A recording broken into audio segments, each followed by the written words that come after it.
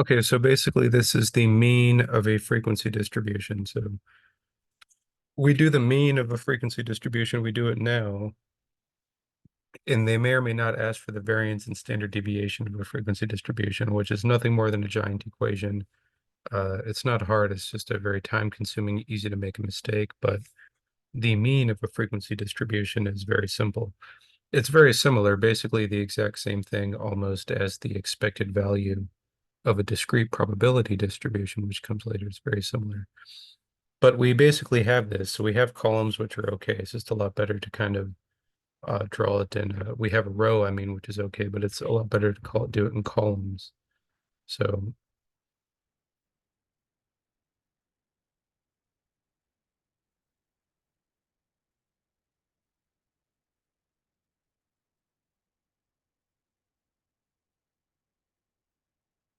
yeah, so we don't have to do the whole thing, but this is kind of the point. So we have X values and we have a frequency.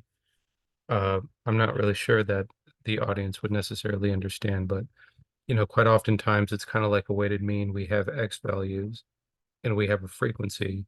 So what we do, as we did with the weighted mean, is we multiply straight across or something like that. Well, of course, what we see is we cannot do that here because we don't have X values. What we have is an interval between 40 and 44. So all we're saying is that there's two values. Yeah, in between there. That's literally what we're saying. So I don't want to make too big of a point. There is the obvious concept of midpoint, but we just want to memorize how to do it. But when it comes to the mean of a frequency distribution, what we need is the midpoint there. So the X, sometimes called XM, and it is, you have this one here, then you have that one there. It is the low plus the high divided by 2. That's, of course, the midpoint. If we just say, 42, that's fine. I feel a little bit better checking it. But for example, the midpoint of that first one is 40 plus 44 divided by 2. And sure enough, it is 42. And it's always the same distance. If it's 40 plus 2 is 42, it's going to be 47. We start to see it instantaneously. It's going to be 52. So long story short, whenever we find the mean of a frequency distribution, when we find the mean of a frequency distribution, we have to find the midpoint, and we assign those the X values. We should see the basic concept, yeah. We could have any values in between there from 40 to 44. We certainly don't necessarily even have a 42 in there. But if we have no idea what's in there between 40 and 44, the best estimate of everything in there is going to have to be the midpoint. So to estimate every value in there, we of course use midpoint. So if we do the midpoint, oftentimes called XM, and I'm going to do these in L1. Yeah, so we know from a previous video basically how to do this. Yeah, what we have is 42, 47, 52, 57, 62. That's that. And then we have the frequency, which of course is L2.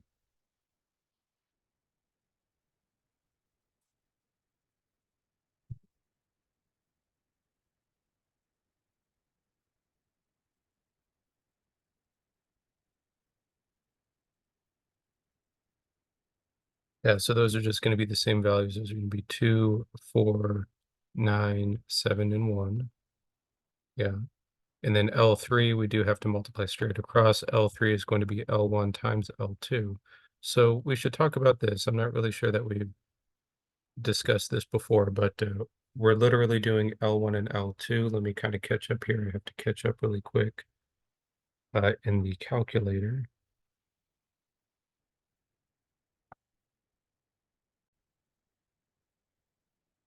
Okay, so this is list one and list two. Now what we can do is we highlight L3. Remember, we have to scroll up into L3, and you highlight L3 there, and you can type a function in there. We literally have to do L1 times L2. And what is that? That's the first column times the second column. It literally multiplies everything straight across and, equals, equals, equals. But we can write out the entire thing. We don't really have to. That's 84, 188. Yeah, 468, and so on and so forth. Okay, so if we sum L3, if we sum L3, what is that? this is the mean. Yeah, if we sum L3, it's the sum of all midpoints. That's xm midpoints times frequencies. If we sum L2, sum L3, if we sum L2, what is that? That's the sum of all frequencies. What is the sum of all frequencies? Sample size n is the sum of all frequencies. So any one concept is very easy, but it gets that way now where it's jumbled. Remember, n is not like some great concept. That's just the sample size. And it should be obvious after a few problems that if you sum the frequencies, that's the sample size. So it doesn't matter the problem, even if we have kind of a nifty equation, it's supposed to be like that for all means where you divide by n. So divide by the sum of all frequencies just means that. So this right here is what I do is we have to do one var stat. Remember, we do one var stat. That top one is going to be L3. We do the same one there, that's L2. And then we're looking for the little summation symbol. Remember, it just says the sum of x because it's only talking about that one little thing. But in the end, I'm just going to kind of quick do the math right here. That's going to be where the answer is. It doesn't matter. It is a sample, so it has to be sample mean. But with a frequency distribution, it's always going to be a sample notation.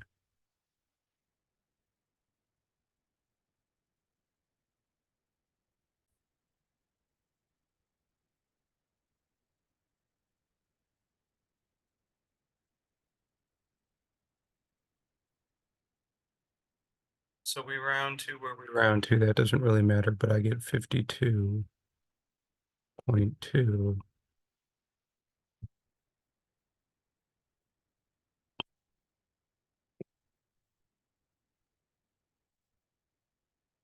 So we talk about every concept, but frequency, the mean of a frequency distribution is just basically those two or three things. We have to actually find the midpoint with midpoint formula. You just do midpoint formula for the first one, and then it's obvious the number you add, and then we multiply straight across, and we have to do the correct formula.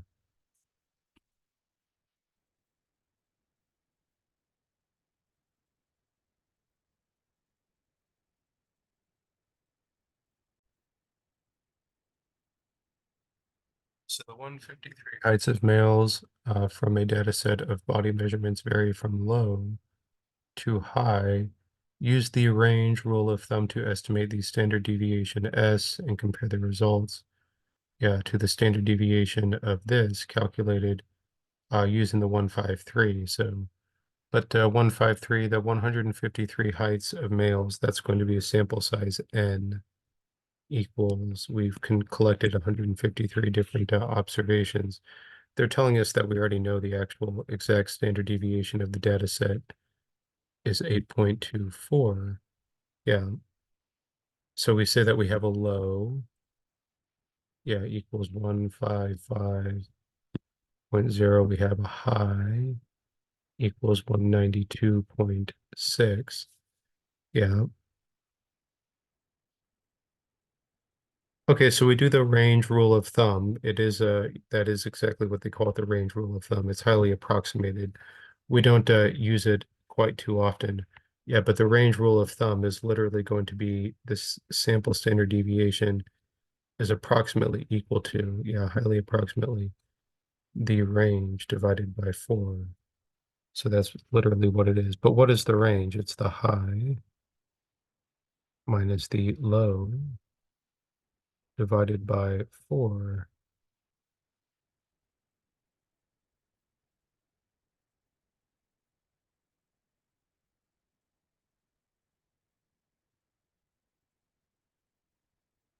So we get 9.4. That's what it's kind of an approximated standard deviation using the range rule of thumb, yeah. So obviously the actual, it is quite a bit off, but that's the simple equation for range rule of thumb.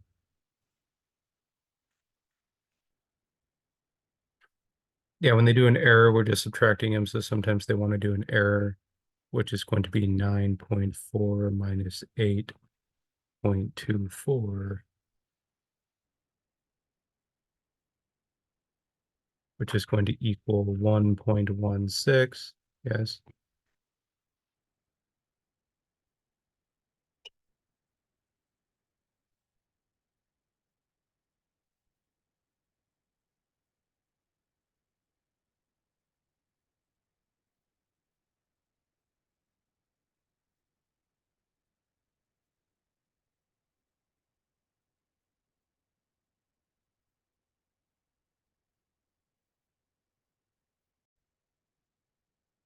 So I tend to believe that it's kind of more about, what they commonly assign in a stats book, from this book to that book to that. If there's something that's kind of obscure to one book, we don't know if it's important, but I'm not really sure where they get the 1.9. They just say if we're above 1.9, we have a bad approximation. If we're less than or equal to 1.9, which we are, then it's actually a fairly good approximation. But I'm not sure off the top of my head where they get the 1.9. Of course, we could do 1.9 divided by 8.24. Maybe they're just not telling us. Should be pretty obvious to me. Yeah, 1.9. Well, that's a lot because it actually equals approximately 23%. So yeah, where they come up with 1.9, I'm not really sure. It's not like a 5% rule or anything, but I'm not really finding that part important.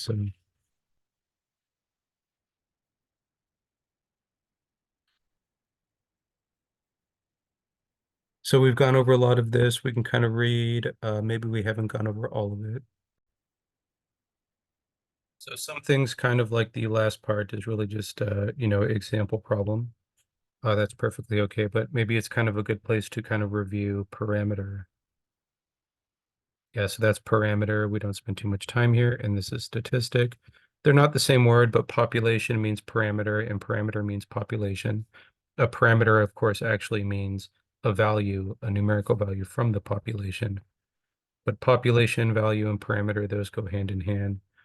A sample value or stat, a sample value is a statistic. Those go hand in hand, yeah. Okay, so what we have for parameter is sigma. Yeah, we have sigma and we have sigma squared. We have S. I know that we did these before in S squared. Yes, if you square the standard deviation, it's the variance. If you take the square root of the variance, it's the standard deviation. But this is, going both ways. Sigma is the population standard deviation, and we call it the variance. Yeah, sigma is the population standard deviation, and sigma squared is going to be the variance there, yeah.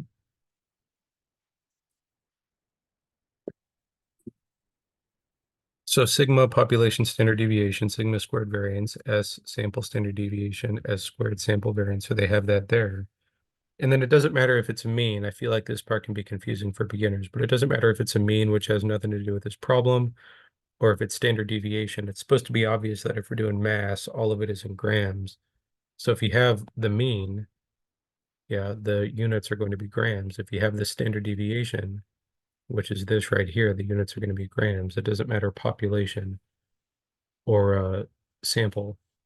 But of course, if you square the standard deviation to get the variance is actually going to have units grams squared.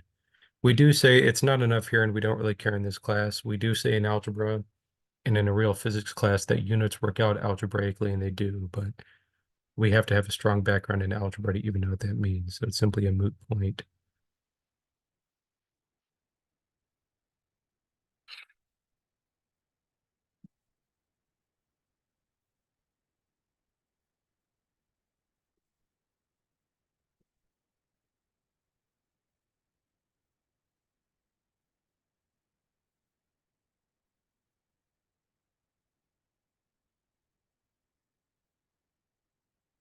Okay, so we can do the equation. We're not going to do the equation. I'm wondering if we should really quick.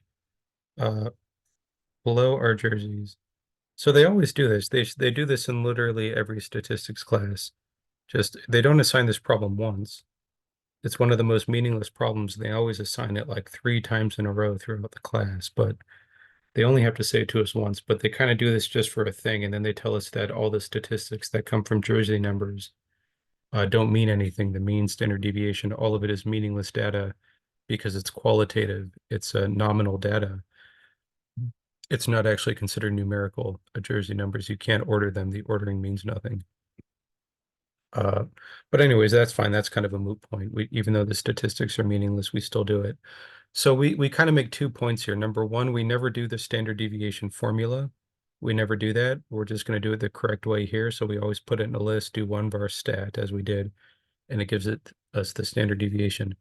Number two, and there's not many classes, but there's still a few stats classes out there that enforce, or other classes that enforce sample standard deviation.